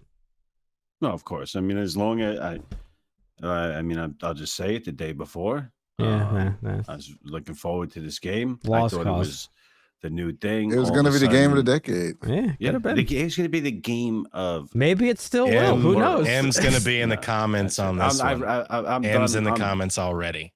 I'm over it already. I'm done with it. If it happens, it happens at this point. I was told by multiple people not to get my hopes up. I didn't listen to fair. them. I got my hopes up. You were I led. wake up, I think about the game. I They go to got sleep, you. I think about the game, and I got baited. Apparently, they can't even copyright their own name of their own freaking game. So it is what it is. Trademarks are a bitch. Yeah, I don't know. I'm done with the game. If it comes out, it comes out. I'll probably be 50 or something. All right, let's get into today's review, folks. Every month, as you know, Dusty and I alternate. We take turns picking a movie that we think Marvin should see that he hasn't. This month was Dusty's pick, and he chose Rounders. Good pick. Banger. Pay him. Pay that man his money. Oh, yeah. Rounders, directed by John Dahl, came out in 1998. It was written by David Levine and Brian Koppelman. Rounders came out, okay, so 1998. I Poker. was 5 years old. Yeah, poker was still. Youngins over here. Youngins. Poker was still considered a sort of underground thing. It was like very subculture. And it wasn't until like the early 2000s that poker sort of blew up, and it was on the World Series of Poker was on ESPN and all this stuff. That was right around the time I got into poker, like right as I was getting ready to graduate high school. And, that's when like Chris Moneymaker won the World Series. He won $1 million, and he was like I think one of the first times that was like when a regular person won the World Series of Poker, not a professional. Right. And then it took off, and now it is what it is today. It's all over the place. But when this movie came out, it was still a very niche thing. Mm-hmm. Now, Owen and I have experience. We used to play a lot of home games. We used to play poker. Who's cleaned who out for more? We've gone back and forth. Owen's the luckiest motherfucker you'll ever come across in your I life. see. So Owen's the winner here, is what you're saying. The amount of times I've seen this dude walk up to a deck of cards and say Ace of Spades, and he actually cuts to it, I can't even count. And my name's not Worm either. Yeah, his name's not good. Worm. He's not good at poker, but he's not lucky. a tactician. What do you mean I'm not good at poker? Come on. So that was another reason why we wanted to have him on for this episode. But Rounders stars Matt Damon, Edward Norton, Gretchen Mol, John Malkovich, John Turturro, and a colorful cast of some other big names at the time. Martin Landau, of course, is in it. Lenny Clark, who's in it for like 1 second, and he's hilarious. But yeah. So Marvin, Yeah. I know we've talked about poker before, and we've like bounced around the idea of playing, but you don't really play poker. You just like kind of know the basics. Yeah, I just know like basic shit. So it was after Dusty picked it, I was kind of like, oh, this will be interesting because Marvin's not really a poker player. Yep. And I think this movie because it came out at the time that it did, it's a movie that works for both non-poker players and poker players alike. Yeah. So, did you enjoy the movie despite not really playing poker? For sure. I feel like this movie did for poker what the GameStop squeeze did for retail traders during the pandemic. Like, I can't imagine how many suckers lost money after going to see this movie. Oh, yeah. Casinos had to be on a roll for a good while after this movie dropped. Well, I mean, you live in Vegas and I live in New Yes. York, so we both have some sort of gambling experience. When I say that, you obviously live in Vegas, so that it's fucking Vegas. Yeah. But there was a time in my life, probably like in my late teens, early 20s, like after I graduated high school, where like I wasn't a fucking rounder, but like I sort of did the things that they show in this movie. Me and one of my group of friends that we used to play with all the time, we would be going to home games like all over the neighborhood. We would be going to fucking underground clubs in Queens and fucking we would drive to AC for a weekend. Yeah. And the movie portrays that like pretty legitimate. Like, again, I wasn't fucking betting like $30,000 on a single game, but just that lifestyle of like just late nights and this and that and like traveling. I've been in poker rooms that were raided by the cops and you take all your fucking money and they're like, see ya. I've been in poker rooms that have gotten robbed. I was at a home game in somebody's garage. We got robbed one night. That's actually a funny story. So the kids that robbed us, they pretended to have guns in their pockets, and the guy who was running the game out of his garage kept all the money in his house. And these fucking idiot asshole kids took the chips, thinking that the chips had some sort of monetary value, and they just bolted. And we were like, we waited for like 5 minutes, like kind of looking back and forth at each other. And we were like, all right, let's just keep playing. Just shut the door, because he went and got like another thing of chips. So yeah, so I mean, like this movie pretty accurately portrays like that lifestyle of playing poker, and I miss playing poker. I love poker. It's a fucking great game. And while Dusty and Owen and I were watching this last night, we got into a little bit of an argument. So let's settle that. Owen said that poker is not a game of skill, and I argue that it is. No, okay, no, that's all right. Let's not just come out here firing shots like that. There's a lot of skill that is involved with poker, which is why people consistently do well. But it's not gambling. You said it is still gambling. Well, yeah, you said poker is not gambling for one, which is just wrong, because like, I mean, it's literally just bring up the definition of gambling. I have right here in front of me. Chance is involved, therefore 100% gambling. Therefore it's gambling. Right. Yes. So gambling has two definitions. One, play games of chance for money. Yes. Sure, I'll give it that. Two, take risky action in the hope of a desired result. This is where I disagree. No, I disagree. Because the skill of poker, the skill that comes into, of course, there's a lot of different things. You know, knowing, being able to calculate odds, being able to read somebody's like tells and stuff like that, or just get a basic read off of somebody. Those are completely different skill sets. But I would say the largest percentage of skill that comes into play when playing poker is mitigating the amount of risk you're taking. But you're still taking a risk. Sure. But the amount of chance you're mitigating is relative to your ability to play, so it's still gambling. Sure. Okay, fine. I'll accept that. Gambling. But what you just said is it's relative to your skill in the game. And he says it in many lines in this movie. He quotes a lot of famous poker players and stuff. And the main purpose of poker is to take calculated risks when you almost, like he says it in the beginning. I broke the cardinal fucking rule. Leave yourself outs. Leaving yourself outs means do not play in a hand that there's a high chance of risk. So I don't know. In those ways, I and many others would argue that it's not really gambling. To me, gambling is like, I'm going to bet money on a horse race, or I'm going to bet money on a baseball game, something that I have no control over whatsoever. There's a very high degree of control you have in poker based off of what hands you're getting involved in.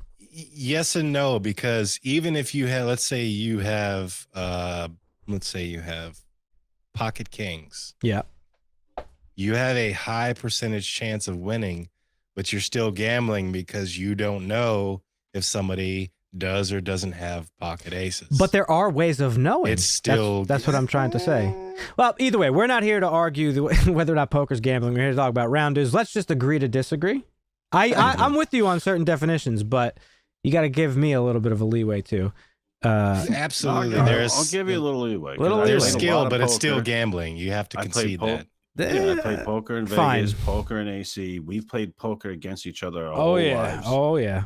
I mean, a million different types of poker games. We with our flipped a couple family tables and everything. online digitally. Yeah, we did. That is true. Yeah. I mean, I do agree with you in a certain aspect, but Good. when you're just like, poker's not gambling, I'm just like, well, what the heck? Like, what do you mean? So it is. It's what not it is. gambling in the way that blackjack is. Even blackjack is sort of a game that has some sort of skill involved in it. It's just not Right. going in and blindly betting like I'm going to bet money on the the wing wheel. wheel. You're not playing It's not roulette. slots. Yeah, but it's it not is still slots. gambling. Yeah, all right, fine, whatever. Gambling with an edge is still gambling. It was really gambling when with some of the people we used to play with when they were going all in blind without looking at their cards. Yeah. Then it was gambling. Let's be Yeah, honest. yeah. No, that's Right. gambling for sure. Betting on a high card, yes, that's all gambling. When I used to play in home games, we used to do side bets over what the majority color was going to be on the flop. So if it was That's ridiculous. Yeah. so one person would That's take red, degenerate one person would gambling. take black, and throughout the course of the night, we would just tally up who won at the end of the night. I think we did like, I don't know, $1 a hand or something like that. But I mean, It's in fun. the middle of our games,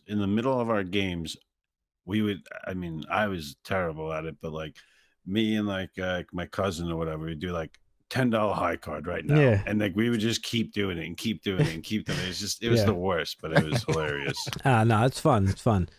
But Yeah. so Rounders is the story of a young man by the name of Mike McDermott, played by Matt Damon. He's a very gifted poker player. The movie starts off, he's taking his 3 stacks of Not high. too smart. Yeah, he's taking his 3 stacks of high society, $30,000 to a local card club ran by a very dangerous Russian mob guy, Teddy KGB, played by John Malkovich. And he's going in all confident, and he gets a real bad beat, the worst of his career. He loses Yeah. that 30 grand. The commentary is so good, and then he just loses. Like that shit was sad, but it was so funny. when he's talking They got about the you hand. feeling he's gonna fucking go. He's and then you're like, commentating oh, in his shit. head, like, Well- oh, he's got everything planned out perfectly, and then he just fucking loses. I Well, was the like, thing oh my that's God, cool that about it was is hilarious. he's explaining like that is a perfect depiction of what goes on in the mind of a poker player when they're playing. Yeah. Those are the things you're thinking. Like, okay, this person bet against me pre-flop in this position. He's representing aces, let's just say, but does he have the aces? Who knows? I'm gonna do this. It's all about like power plays. Like really, poker is playing the person, not the cards. That's like the majority of the game. And so our boy Mike McDermott gets a real bad beat, and he decides, I'm quitting, I'm out, no more poker for me. He starts doing deliveries. Gets a girlfriend, goes to law Yeah. school. No, well, he's had the girlfriend in law school the whole time. Mhm. He's a fucking degen, is what Yeah. he is. And she, to her credit, even though she's a fucking Skylar White throughout this whole fucking movie, Yep. she had his back when he lost the 30 grand. That was his tuition money. That was his case money. He lost it all, and she stuck with him. Bless her heart.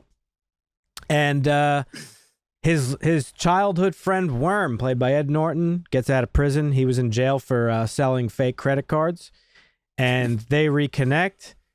And Worm slowly starts to worm his way back into Mike's life and brain, and slowly gets him back into the lifestyle. Because Worm, unlike Mike, is a con man. He's a con man and he's a card cheat, and he looks for every opportunity he can to get an edge over his competition. And he's running up fucking tabs on fucking Mike's good name, not paying him back. He owes fucking 25 grand to Teddy KGB and some other people, and he gets Mike in deep. And the climax of the movie ends up becoming they have to go on this like 36-hour poker playing spree to try to earn the money that Worm earns to clear both their names. Yep. And it ends in a rematch between Teddy KGB and Mike McDermott, where Mike is, he's still beaten and broken, and he's thinking about that bad beat. He doesn't have his full confidence back. Yeah. And that's kind of where the movie goes. Well, So it ended in a beatdown. it does end in Remember? a beatdown. Yeah. It ended in a beatdown, which then led to obviously him police. going to his professor. Yeah. And the police beat him up. Yep. And, Yeah. Yeah. Fucking Worm is the worst Now, type of friend you can have. Oh, Yeah. Yeah, he's Oh, yeah. literally the worst kind of friend. If you have a friend like that where you're trying to go straight. and narrow, or you're trying to do right, Yeah. and somebody is whispering in your ear, no, it's okay. Listen, it's all Yeah. right. No.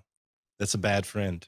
That is a bad Don't friend. be that guy's friend. And the Right. thing That is, girl's friend. the thing is too, is you would hope that Worm would be redeemed by the end, but he's not even, because he's Nope. like, all right, well, I took a shot and I missed. I lost all the money that we were just playing with. All right, I'm gonna go to Mexico, and Mike's sort of just like, no, I'm gonna fucking stick around and like pay the fiddler and try to like finish his job. And where Yeah. Worm could have been like, all right, fine, I'll stick by you like you've done to me, he just fucking bounces and kind of like He's lets him. out. Yeah. Yeah. Kenny Rogers, no one to hold him, no one to fold him. Time to get out of town. Well, they don't talk about it for long. And I think it was in the scene when they were at the basketball court where he used to hide from like the bullies. Yeah. And stuff Oh, like yeah. that.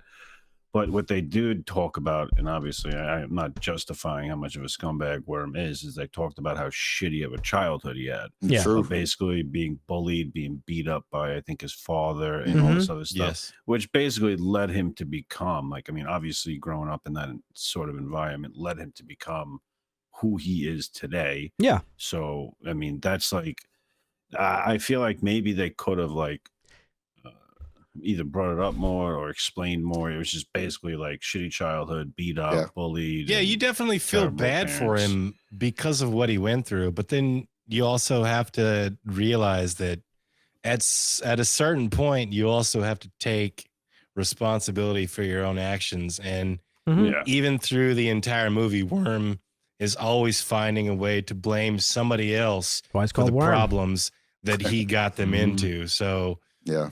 Yeah. I mean, I feel bad for him as well because of the shit, he was a little kid that got beat up on and he figured out a way to work the system, but Mhm. you got to take responsibility in the end. Yeah. Yeah. We've talked before about the difference between plot and story. And in my mind, this movie, the plot is about poker. The story is really about doing the thing that you not only love, but sort of the thing that you know you're meant to do in a way. And that part of the story really comes through when he has that conversation with the judge. Again, His professor. his professor, Abe Petrovsky, played by Martin Landau.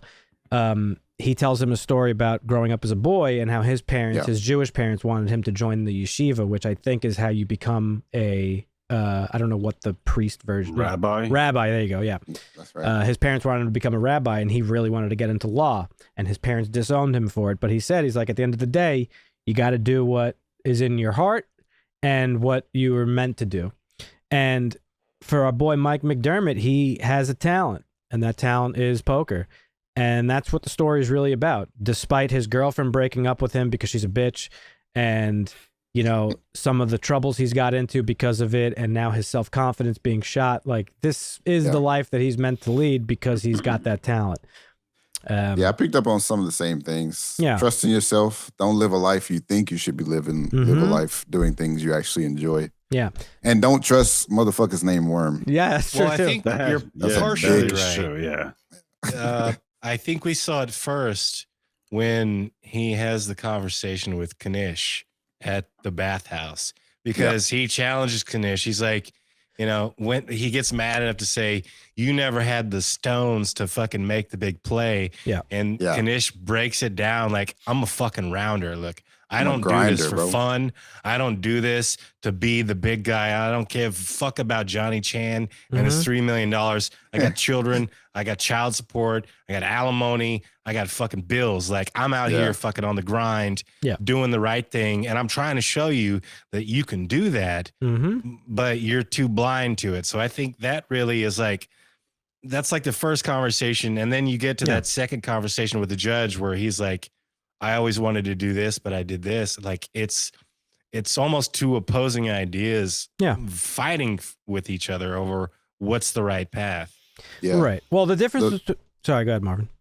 I was gonna say the movie just did a good job of portraying these three types of individuals. Yeah. Like Worm was just a cheat doing anything to get an edge. Mm-hmm. Mike was decent with big aspirations. I kind of thought he thought he was better than he really was. Yeah. And Kanish was super solid, but he was content to just grind it out.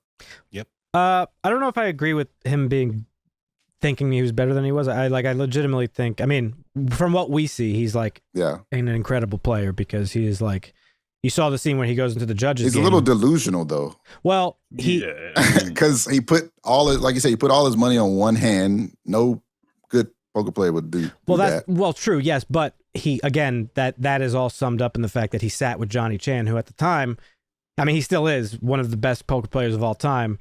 So he sat with the guy and bluffed him, and didn't get bullied by him, despite being a pro. Yeah. And so he was like, fucking, his head was big, dude. That's like he was high on some ego trip shit. Where, but like that's I just think one that's what hand, Martin's right? talking about it. That's just one hand. I could Yeah. kill a professional player one time in one game. That doesn't make me better than him. Yeah, no, for sure. Yeah. And that's where you hope by the end of this movie, spoilers, he wins his money back, gets enough to pay back the professor, Abe. He gets enough money to pay off Worm's debts. And he's back even with 3 stacks of high society. He's like, you know what? I'm going to fucking Vegas. I'm going to play in the main event and see if I can win. But you hope, they don't really say, I don't think the movie really tells you this or presents it in any way, but you would hope that he's now going to Vegas. Big shot. No, you hope he's going to Vegas with the wisdom of Joey Kanish and also his own like The bigger humility. aspirations. Yeah. Yeah. Because even when he's talking to his girlfriend, he's like, I couldn't lose. And she's like, Mhm. you're gambling. And I think that's where we got into the debate that we were talking about earlier, because it's a skill game. It's not gambling. I couldn't lose. I literally couldn't lose. Yeah. Well, you can say that at certain times, but you can't say that every time you Sure. you pick Right. up the cards and put your chips on the table 100%, because yeah. you don't fucking know. Right. Absolutely. So yeah, I mean, this is one of my favorite movies, like probably ever. One of the things I don't really like about this movie, if I'm being honest with you, and I get it, it's probably because of the time that it came out. Like poker wasn't that popular at the time.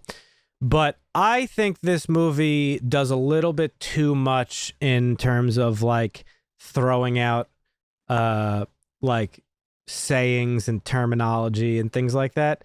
It's like a little bit too unnatural, like that poker players don't really talk like that. It's almost as if like sometimes it's like if somebody were to try to pretend that they play poker and then they say, or somebody pretends they're in any hobby, they like say things that are like buzzwords within the hobby, but you could tell like, that just sounds like you're saying what you heard. And you know, some of those terms, like there's a scene with Worm when like they should go back to Mike's house and his girlfriend bounced on him and he's like, you know what makes me feel better? What does he say? Folded up kings over something and something dumb. stacking up mountains and mountains of checks. Checks is another name for chips. It's like people don't really talk like that. There are terms though, like for cards, like pocket pairs, like pocket aces are called rockets and kings are cowboys. The like wheel. We call this one the wheel. yeah, well the wheel Bullets. is when you're playing high-low poker, there's a winning high hand and a winning low hand. The best low hand wins and the best high hand wins. The wheel is enough to cover both of those. So you take the full pot, it's not a split pot. So that's a term that is used, but like just the way they so casually say some of these terms, I'm like, okay. I think it's there to like just It's there for the immerse you newbies. more into the Well, it's to inform as well. What? To inform? A lot of people To don't know inform what people those that don't know, terms yeah. are Yeah. that are watching the movie. So Sorry, I had a stroke. it's an introduction of poker Yeah. to a lot of audiences. So some of the stuff needs to be said. So For people sure. say, oh, that's a poker term. Now, could we just talk about Mike and his relationship issues? Because I Gretchen Moll's character, Joe, It's man, the worst part of the movie. she is such Really? a fucking Skylar White, Yes. man. She, like, if, I don't think you don't think so? she was that bad. She watched him lose it all and then watched him go back and do the same shit. I get I that. said, yeah. I mean, I said the same. I said we watched the movie together. I said the same thing. I was like, I mean, she doesn't want to be a part of that life. Right. I don't want to She lose knows it what all she- again. Yeah, I'm she out. knows what she wants. She knows the guy that she wants, who is literally, they're Yeah. together. They're doing things together. They're doing law school together. They're doing Yeah. like these big things together, and she don't want to be a part of it. So Totally I get mean, that. Totally get it. all right, I well, understand. What's your issue, guy? It's before he starts doing it again that pisses me off because she gave him shit when he like was just at the judges game like impressing them. That's annoying to me. Well, Before she's Worm smart. before Worm showed up, he said, I may have got a judgeship or I may have got a clerkship Yes. at a judge because I showed up to give so-and-so something. And I called And they their were hands playing blind. cards and I called their hands, but he didn't say all that. He said, I may have got a clerkship. Oh yeah. I read what hand he was. And she's like, oh, so you sat around and played cards all night. And he's like, no. Hear me out. And he's like, I just guessed his hand. Like he didn't fucking explain it at all. Period. his He didn't fault, say, bro. I didn't play any cards. I just walked in and handed him something and I guessed a hand and said, hey, consider me. He didn't, it was just bad. It was bad writing, really. That's Yeah, fair. because for one, that's his fault, and for Yes, two, it's his, yeah. She knows that if he's around a poker table, He'll slip Yeah. back in. the urges and everything is going to come back. So obviously, That's fair. for one, it's like she drugs. didn't- Like Exactly. he might He- just I want to mean, he wanted to get right. And then Yeah, eventually he know if did that's get true, right. though. He needed to get right. He's an I addict. don't know that He's a that's poker true. But addict, a think gambling about- addict. I mean, Think about being in the situation. You're the person. You're her, right? Mm-hmm. Mm-hmm. I can compare it to someone getting cheated on. Someone gets cheated on, they're not just gonna get over it. Right. If you do things that may lead you to cheating again, that's gonna be triggering for them, for the person. That's fair. true. Yeah. No, yeah, I mean, that's say- fair. Yeah, same but with that's drugs, a yeah. little bit different. He didn't, it's not, Oh. okay, but he didn't go out and say, I'm going to gamble everything I have and win or lie about it. Like he just lost everything he had and he was with her. And she's Yeah. like, okay, that sucks. I'm with you. You're telling me you're going to quit. That's fair. And he's quit the whole time and he hasn't broken any of those promises until Worm shows up. So it's not like he cheated on her. I didn't say agree, It's and- comparable. It's a comparable Okay, scenario. all right. I agree with everything Marvin and Owen said. However, I do think she gave him. She was a little hard on him that one time with the judges. thing. She was very prudish. They tried to make her not likable, and Yeah. and again, maybe it's the writing because like I'm a stickler for this shit, and We Dan got know. irritated when I called this out because the first night he gambled with Worm, he gave Worm $220. He had $100. They won $1,200. He gave This guy. the percentage to the girl. He walked home with $450. So he came home with an extra $120. And she's like, I saw that gambler's roll in your pocket. No, she said gangsters roll. Gangsters roll. Gangster's roll. Yeah, He had an extra gangsters roll. $120 in his pocket. Yeah, where'd It's he not get like it? he came home with all $1,200. It's not a gangster's roll. That's It's just fair. True. the writing. That's true. Listen, all I'm This saying was- is he's got. I'm a fucking- stickler for that shit. Sure. All I'm saying is he's got fine ass Petra, Famke Janssen fucking all over his shit trying to get like she loves That was his the ass. most unrealistic part of the movie that he didn't smash. Yeah, like she loves his yeah. ass. He didn't even give her the That time shit of was day. fake.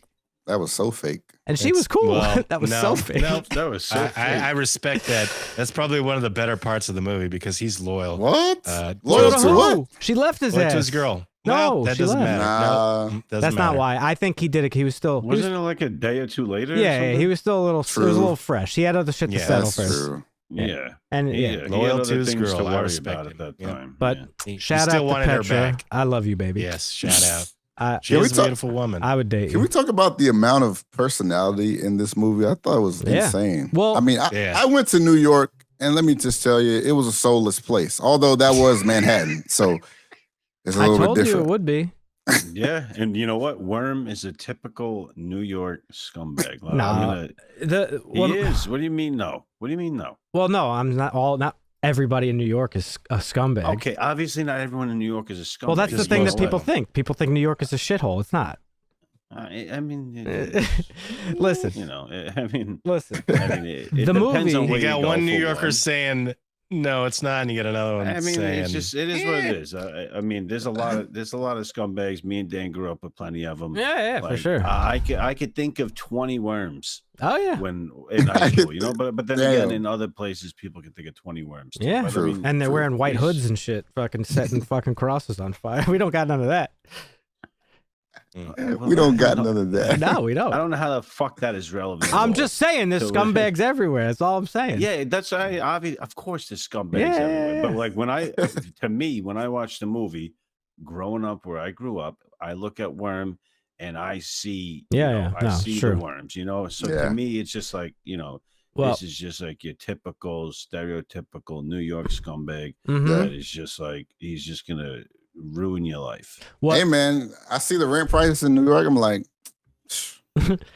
might have to be a worm. What Marvin sometimes. said- I guess, yeah, you're right. You gotta, hey, can't be homeless out here. Piggybacking off your personality comment, it depicts very well, like, that's what it is to play poker. Like, you're playing with different people every night, and there are a lot of different personalities, and that's part of the interesting part of the game for me. Like, I've always been like, I'm not the best player in the world, obviously, but I always had like, I'm pretty good at like kind of getting reads off of people after talking with them for a little bit, and I'm very chatty at a table and stuff like that, and that helps me to sort of figure out their betting patterns and things like that. And that's part of the game. But it's one of the best parts of the game for me is because you are always meeting these different characters. Some people fucking sit there with their hoods on like they think they're the fucking, glasses, and they're listening to music and all this shit. And then some people are just like cool and chatty Cathy. So it is a experience where you're interacting with a lot of different personalities. And the movie illustrates that really well.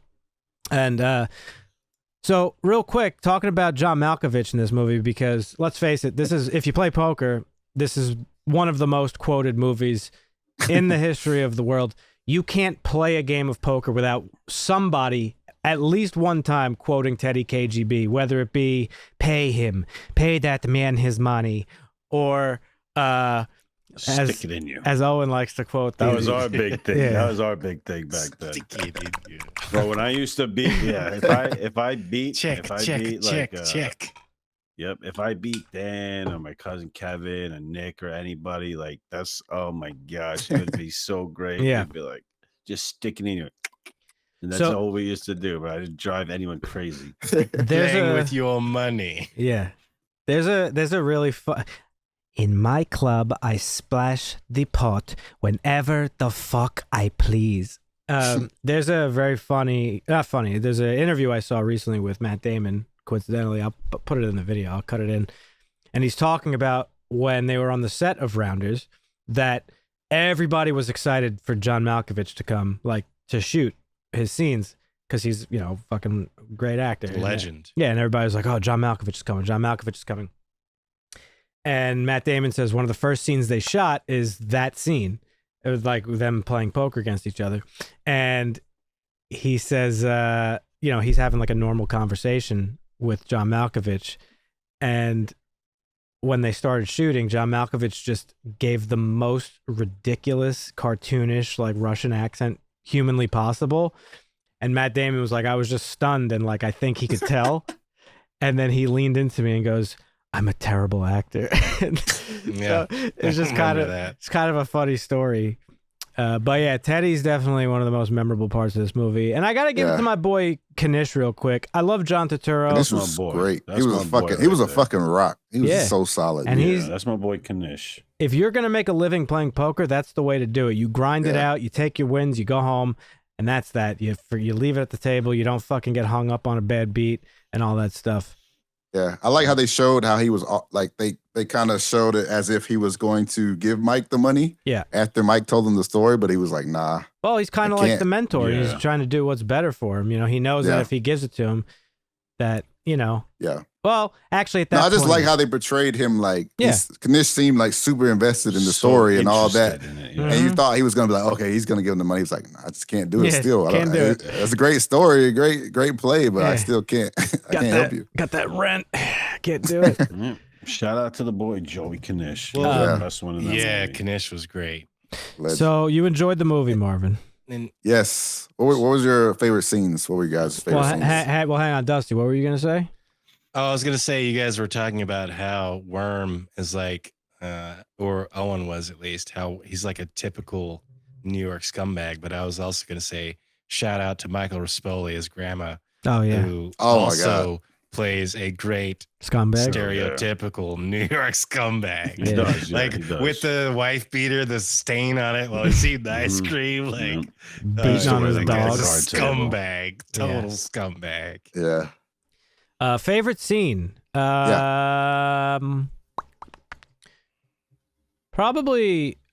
Probably in. Oh, man, I don't know. I think my favorite was when they went to Atlantic City and started taking advantage of the tourists, like as a collective. And Yeah. there was like, Yeah, that was it's like good. one Yeah, or that was two That was tourists a good one, yeah. showing up, and they were like taking advantage of them back to back. explaining how we're all, Yeah. piranhas don't eat each other, Mhm. Yeah. but it's a feeding frenzy because all Exactly. these fuckers are showing up one at a time. That was a great scene. Yeah, I think Yeah. that's probably mine too. Because again, similarly reminds me of like going to Atlantic City for like a night. Like we wouldn't even sleep. We Yeah. would drive there, play poker, come home, and like we're all on no sleep. But at the, you go to certain casinos here in Atlantic City. Owen will tell Yeah. you, on a Saturday night, you got a lot of drunk idiots coming out of the club. If you sit Yeah, down, I mean, I made money off of them. oh yeah, if you sit down with them at like 3 a.m. and you're straight and they're fucking trying to impress their girlfriends with like their fucking titties hanging out and shit, and they're all sloppy, you're Yeah. making money. So that reminded me similar. So yeah, I guess that's it for me too. Yeah. And of course, when Mike went back for the head to head, that was a good. Of course, yeah, the vengeance. That was good shit. And it's too. cool that Teddy like wasn't really like, yeah, he's a fucking mobster, but like he, he's like, hey, he beat me straight up. Mm-hmm. You know, Made him rage. when he could have just killed him right there and be like, nah, Yeah. I'm gonna Still take getting the my money. Yeah. All right. Yeah. because there's a code in poker. That's why the Mm. poker code supersedes his mafia-ness, his Russian mafia-ness. Yeah, it goes Yeah. deep. It's But honor. so 7.3 on IMDb. It's rating time.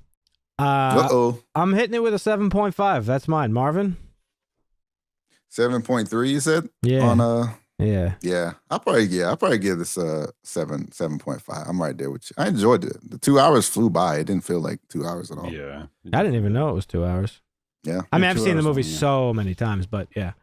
Where's Yeah. part 2? I want to see Mike in I Vegas. actually, It was I'm gonna supposed to I'm come gonna round out, up. but Hang on, Yeah, Dusty, I'm gonna round up and give it an 8 because of the rewatchability. Fair. This movie, Mm. you can see it 5 times, 20 times, 100 times. It's That still is true. scenes that are so good that I would round up and give it an 8. Yeah. That's true. It's got that feel to it.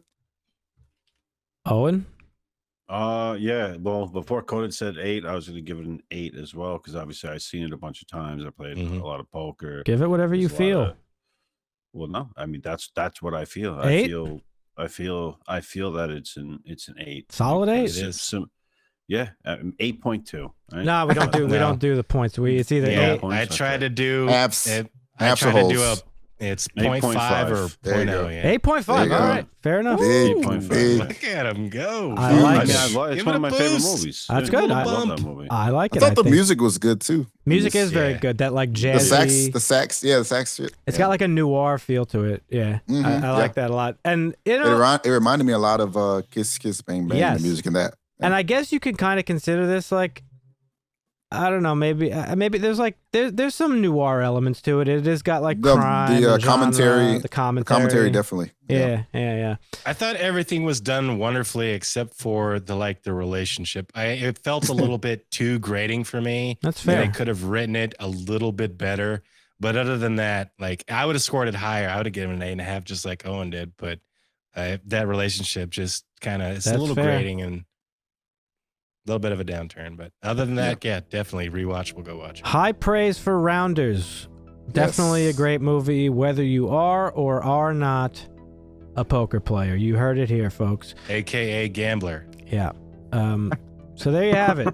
There's our it. thoughts on Rounders. If you're listening on the podcast, Thank you for listening. Consider checking out our YouTube channel. And we post all sorts of videos on there that don't make it to these episodes, as I told you. Leave a rating on whatever platform you're listening on. That would be kind. Big shout out to Owen for coming on, being our first guest. Thank you very much. Yes, thank you, Owen. And thank you for having me. And I ask one thing: anyone watching, what I want to know what they rate the movie. Yeah. Like obviously, Let I us think know. I gave it the highest praise, but if someone thinks it's higher or lower, explain why. If you could, let's see what other people have to feel. Yeah, reach out to us on Twitter and let us know your thoughts, folks. But we will catch you in the next episode. Thanks again for listening or watching. Basta. At least.